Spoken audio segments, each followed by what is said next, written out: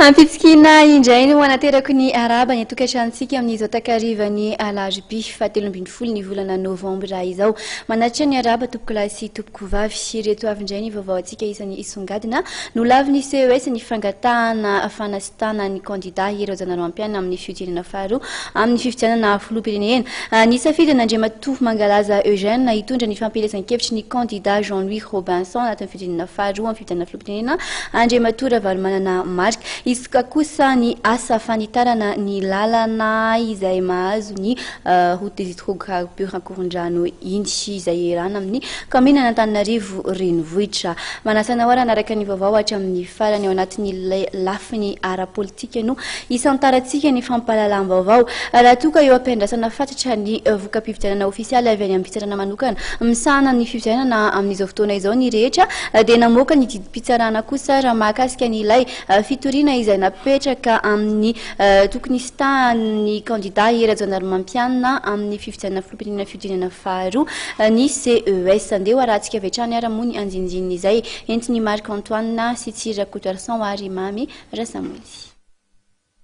No lavin'ny fitsarana manokana misahana amin'ny fifidianana ny fitoriana teo anivon'ny fitsarana manokana misahana amin'ny fifidianana izay mangataka ny fanasitahana ny kandidà Hery Rajaonarimampianina ho kandidà filoham-pirenena.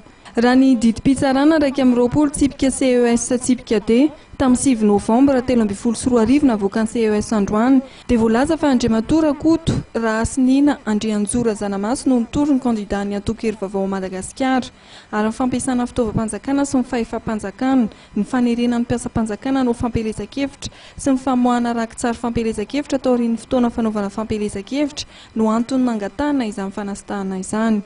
Raha ny mahakasika amin'ny fampiasana ny fahefam-panjakana dia nanamafy ny fitsarana manokana misahana fifidianana fa efa nametra-pialana ny kandidà Hery Rajaonarimampianina amin'ny isitry ny vola azy ny 13 aogositra 2024. Momba ny fampiasana fitaovam-panjakana dia tsy afaka napahana ny fanasitahana kandidà satria ny lalam-pifidianana dia manambara fa ny fampiasana fitaovam-panjakana sy ny fahefam-panjakana dia mitarika fanafoanana vato tamin'ny toerana na faritra izay nahitana izany. Toy izany ihany koa ny fitoriana fifidianana vato na fifidianana mpifidy izay tsy ahafahana manafoana ny filatsakovitsian'ny kandidà iray. Raha nanontaniana kosa Andriamatoa Jobarsan Randrenarivony talen'ny fampelezan-kevitry ny kandidà Hery Rajaonarimampianina dia nanambara fa vaovao mafaly izany navoaka ny CES izany ho azy ireo.